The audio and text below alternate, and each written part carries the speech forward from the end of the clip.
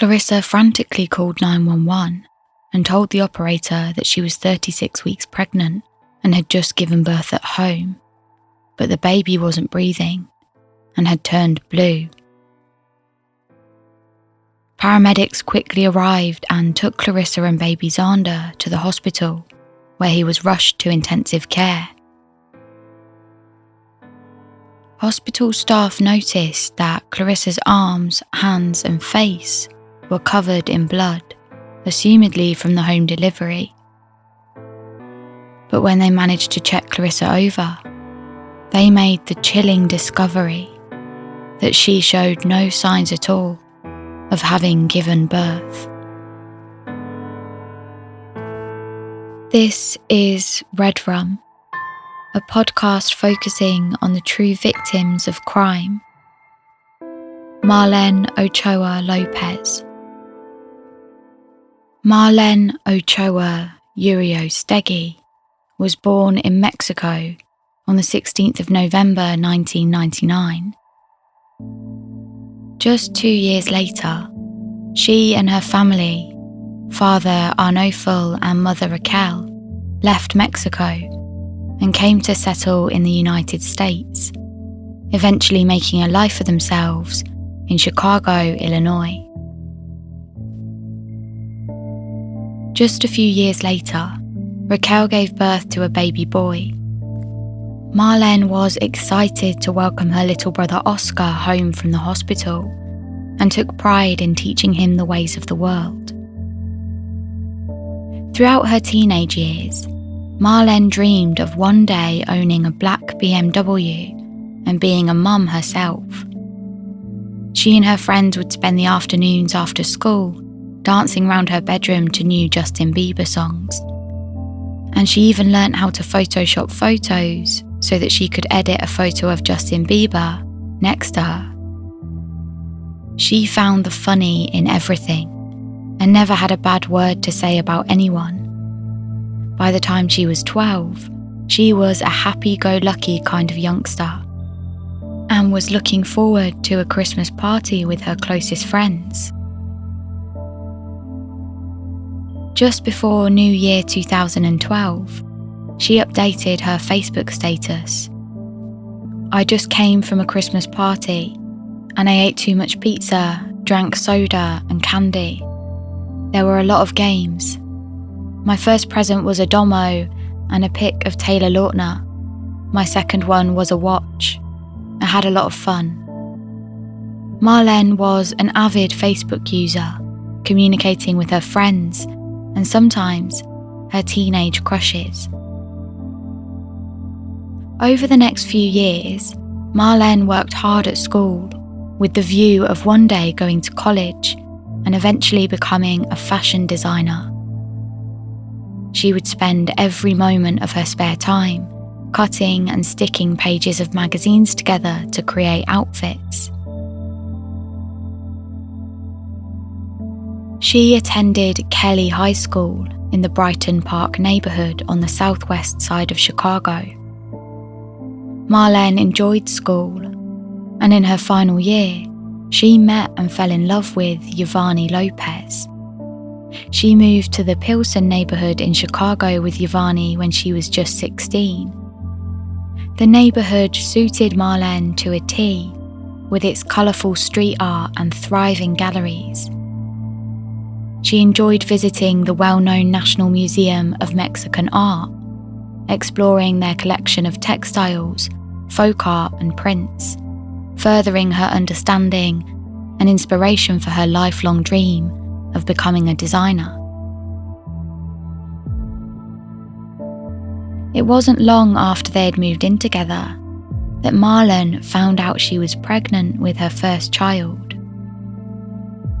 Being a young mother hadn't exactly been the plan, but Marlene vowed to have her baby and then return to school so that she could finish her education and provide the best possible life for her baby. Marlene gave birth to a baby boy who she and Yvonne named Joshua. Motherhood was even more than Marlene had expected. She was an excellent mother, always putting Joshua first. And because of her close-knit family unit, little Joshua spent the first few years of his life surrounded by the love and care of his grandparents. He was close to his uncle, Marlene's younger brother, Oscar. In July of 2018, Marlene and Yvonne found out they were expecting another child. They were both thrilled, and before they knew it, Marlene was just a week away from her due date. The last few days before the birth was stressful, but Marlene kept calm. She stuck to her routine and prepared as best she could for the arrival of her baby. On the 23rd of April 2019, Marlene went to class at Latino Youth High School as usual and left at 4:23 p.m. to go and pick her son up from daycare. However, when Yvonne received a call from the daycare notifying him that Marlene hadn't arrived to pick up Joshua, he immediately began to panic. It was completely out of character for Marlene to take off and not let Yvonne know. She had a routine. She went to class, she drove to daycare, and she always picked her son up. There was nothing that would stop her from getting to daycare on time. Yvonne called police and reported Marlene as missing, but the investigation failed to move quickly, and it wasn't until 3 weeks later that the family would find out what had happened. A few months prior to her disappearance, Marlene had joined a Facebook group called Help a Sister Out, where people bought, sold and traded baby items such as clothes, prams or strollers. After having been a member of the group for a little while, Marlene wrote a post at the beginning of March. "Hello ladies, I'm due May 10th and I still need a ton of things for my son. Due to the fact that I'm in school and can't work at the moment, I can't afford to buy the rest of the things since I'm short on cash right now." She posted again on the 22nd of April, saying, "Mummy's in here. By any chance is anyone selling, trading or just simply donating a double stroller your babies don't use anymore? I just really need one for my baby soon to be born and 2-year-old. Preferably neutral colour. I'd really appreciate it. It'll be such a great help. I'm also selling a single stroller neutral colour for $50, brand new in box, willing to trade for a double stroller, near Southside and Gage Park. I can pick up." At this point in her life, the 19-year-old was focusing hard on her studies, so any kind of help would be greatly received. Just moments later, a notification popped up on Marlene's Facebook. A woman called Clarissa had posted a comment saying she could help. Marlene replied, "What's your location, hun?" To which Clarissa said, "I'm on the south side of Chicago by 79th and Pulaski.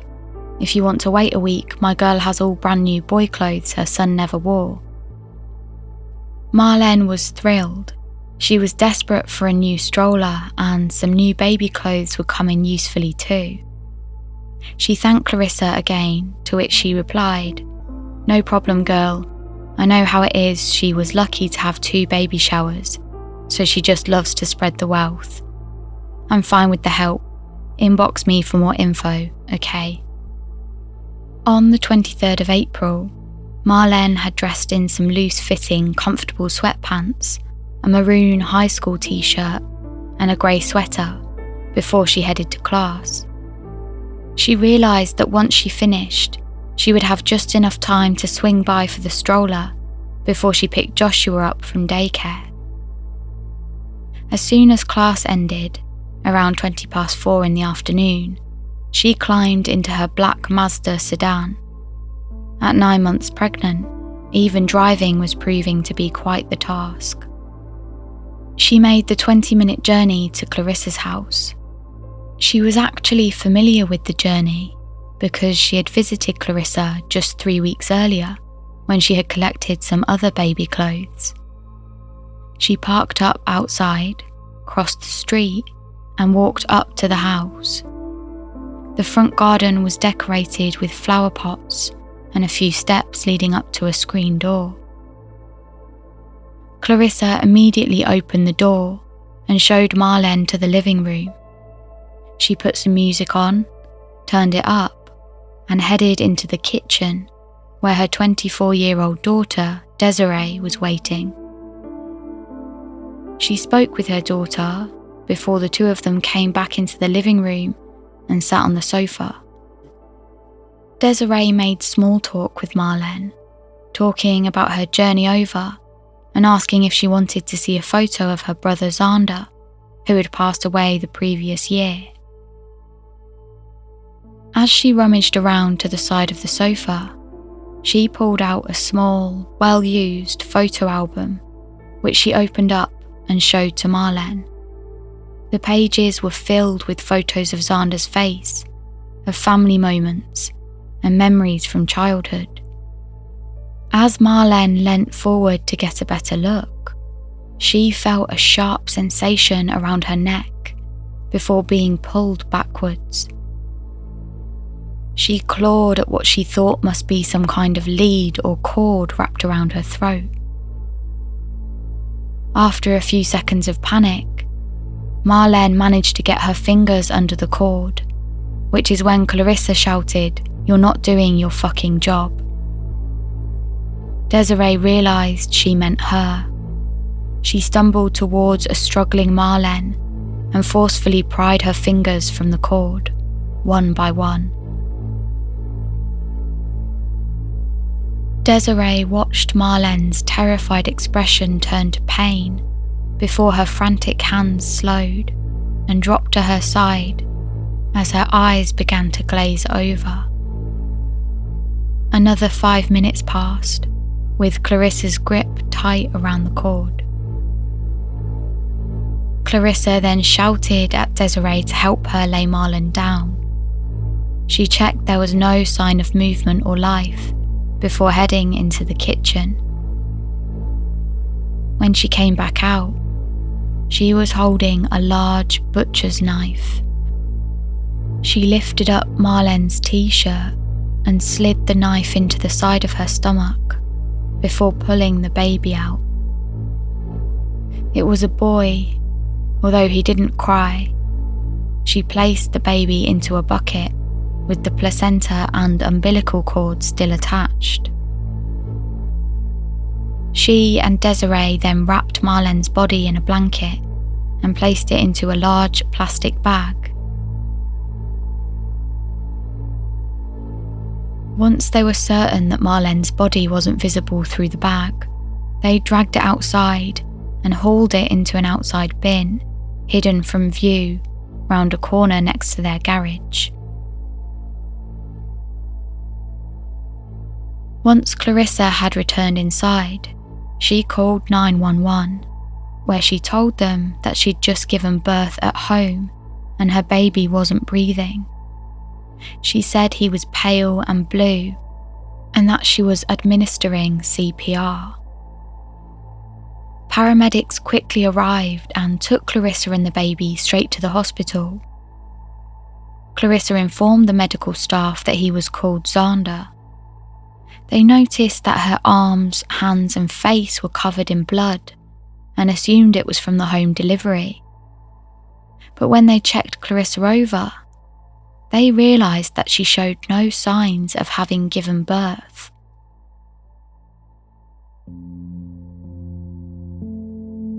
Marlene's baby was taken to the neonatal intensive care unit with severe brain damage. He was fighting for his life. Meanwhile, Clarissa's boyfriend, Peter Bobak, started a GoFundMe page to raise money for the baby's medical bills. Desiree stayed home and cleaned up the rest of the crime scene. While she was there, Peter came round to help clean up. Desiree also took Marlene's car keys and walked across the street to get into the car. She had Marlene's phone with her and drove across town to her sister's house to abandon the car. A few weeks later, Desiree was at home watching TV when she heard a car pull up outside. As she peered out, she saw 2 police officers making their way to the front door. She stood up and calmly made her way towards it. As she opened it, the police officers politely asked if they could speak to Clarissa. They were investigating the disappearance of a woman called Marlene Ochoa Lopez. She was 9 months pregnant, and her last Facebook messages indicated that she was heading to this house. Desiree pleaded ignorance and said that she hadn't seen Marlene. When police officers asked Desiree where her mother was, she told them that she was at the hospital with some kind of leg injury. When prompted further, she added that her mother wouldn't be able to answer any questions right now, as she'd just given birth. When police eventually got in contact with Clarissa, she told them that she had met Marlene previously, but it wasn't on the day in question. Police became suspicious when they subpoenaed Clarissa's hospital records and found out that although Clarissa had come in with a gravely ill newborn baby and insisted she'd given birth to him just moments ago, she had no signs of having been pregnant in the last 9 months, let alone actually giving birth. Officers immediately took DNA samples from Clarissa and her boyfriend, Peter, as well as from Marlene's husband, Giovanni. The baby was taken into police care, whilst Clarissa, Desiree and Peter headed home. Not long after, the test results came back. They showed that the parents of baby Xander were in fact Giovanni and Marlene. Following this shocking discovery, crime lab officers executed a search warrant on Clarissa's home, and once they arrived, they found Clarissa's boyfriend outside with a bottle of bleach, frantically scrubbing at a rug. They also discovered bleach inside the home, evidence of burned clothing, and blood indication on the floors of the living room, bathroom, and hallway. Whilst police were in the neighbourhood, they decided to search the few streets surrounding the house to see if anything showed up, and just a few blocks away from the crime scene, they found Marlene's car. Officers continued searching, and in the bin just round the corner from Clarissa's house, they found Marlene's body, along with a coaxial cable they believed to be the murder weapon. They arrested Clarissa and charged her with murder, whilst also arresting Desiree for the same crime, and Peter for concealment of a homicide. Police knew that Marlene wouldn't typically go to the address on 77th Place. She didn't have any known friends out there, and her school was at 25th and California, whilst her house was at 60th and Honor, both nearly 20 minutes drive away. They knew that she had either had a reason her friends and family didn't know about, or she'd been taken forcefully. To find out the full truth, they had to look at how she and Clarissa met, and what had driven Clarissa to commit such a crime. To do this, they took a look into her background, specifically the last 9 months. Towards the end of 2018, 45-year-old Clarissa made an announcement to her family and Facebook friends saying she was pregnant. A few of her friends and family members didn't understand, as she'd had her tubes tied a number of years prior, and she wouldn't be able to get pregnant. A confused Facebook friend commented on her post, "How do you get preggo then? They just come apart on their own. I'd be suing the hospital where they tied them. You can get a lot of money. Girl, we're too freaking old to be trying to start over all over again, and that money will probably help with all those baby bills."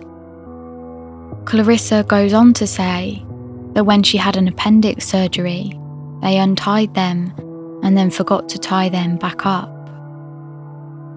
Over the next few months, Clarissa made a number of Facebook posts to confirm her pregnancy. In December, she posted an ultrasound on Facebook. In February, she announced that she was going to call him Xander, after her adult son who had passed away in the previous year due to natural causes.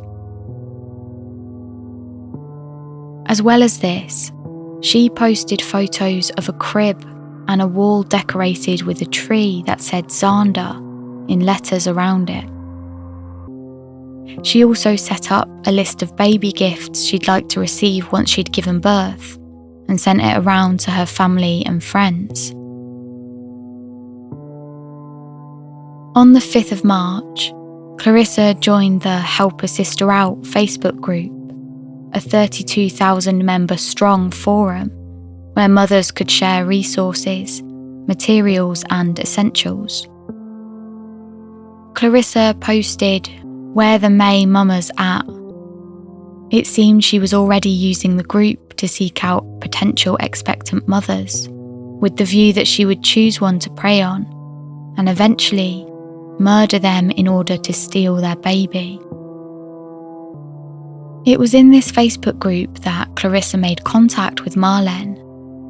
Marlene was 7 months pregnant when Clarissa offered her some new baby clothes for free. She told Marlene to direct message her so they could chat more. One Monday morning, Clarissa had decided that it was likely she wouldn't be able to commit the murder, steal the baby, and clear up on her own. Her daughter Desiree had been surprised when Clarissa told her she was pregnant, as, like many others, she assumed that her mother wouldn't be able to have another baby, as she'd had her tubes tied.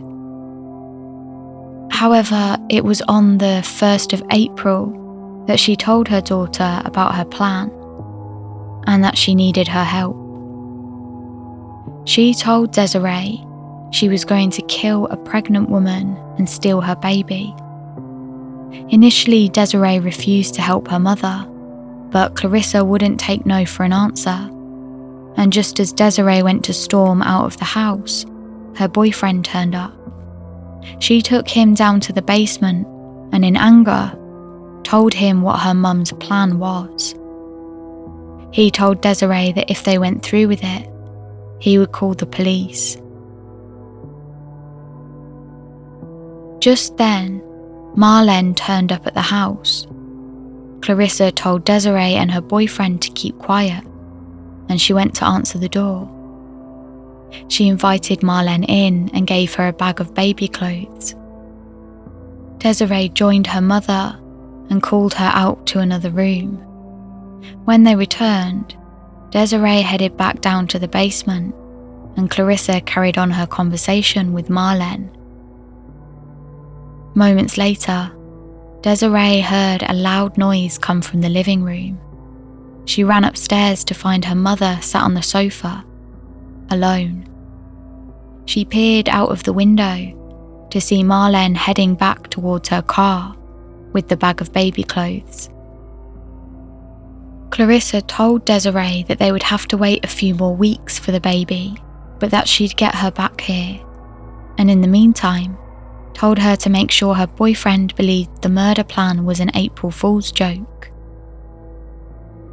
3 weeks later, Clarissa lured Marlene to her house with the promise of a free baby stroller. Once Marlene arrived, Clarissa invited her in, strangled her to death, cut her baby out, and began plotting the next steps of her plan. Desiree left in Marlene's car. a red light camera actually captured Desiree driving Marlene's car, and her phone had pinged from a cell tower near where she ended up leaving the car. Clarissa called 911 and made her way onto the porch to wait for paramedics to arrive. A neighbour from across the road saw her standing outside with the baby wrapped in a white sheet covered in blood. The neighbour noticed that there was blood on Clarissa, but only on her hands and t-shirt and not on her shorts. Clarissa said, "I just had the baby. It's not breathing. I stood up and the baby came out." When the paramedics arrived, they found the baby boy wasn't breathing and had fully turned blue. Clarissa was put in the back of the ambulance, where she shouted to her neighbour, "Please call up someone to come and lock the house," before they rushed the baby to the Advocate Christ Hospital in Oak Lawn, where baby Xander was placed into intensive care. After doctors' best efforts, he was placed on life support, but found to have no brain activity. Clarissa and Peter had set up a GoFundMe page, asking for people to donate to raise funds for the medical care or the funeral if Xander was to die. The page claimed that at 36 weeks pregnant, Clarissa had begun to experience labour pains whilst alone in her house, and she then gave birth to Xander, who weighed 7 pounds. It went on to say that baby Xander, despite all he is going through, is a little fighter, and he has already captured the hearts of many family members. Honouring the short life that baby Xander had is one small way to help provide closure and start the mourning process for the family. It said that Clarissa and Peter were preparing to say goodbye to their baby boy. Xander won't survive too much longer. Whilst detectives were searching for evidence and questioning witnesses, the family received information from a friend who said she might know something about Marlene's disappearance. On the 7th of May, they had received a screenshot of the Facebook conversation between Clarissa and Marlene. They informed the police, and this led to Clarissa, Desiree and Peter's arrests. The scheduled trial for May 2020 has been postponed, so we don't know the outcome yet. If convicted for felony murder in Illinois, it carries a penalty of 20 to 60 years imprisonment, and under some circumstances, the maximum penalty can be extended to a term of natural life. Giovanni was reunited with baby Xander, who he named Yadiel, as Marlene had chosen. Unfortunately, Yadiel showed signs of severe brain damage, and although he was reunited with his father, he passed away on the 14th of June, 2019. Results haven't been released as to whether this was from his lack of oxygen when Marlene was murdered, or if he suffered the brain damage before. Following the tragic deaths of Marlene and Yadiel, a local artist decided to help the Pilsen community honour and remember the young mother and her son. The artist, Milton Coronado, began by creating a large, detailed, beautiful mural of Marlene.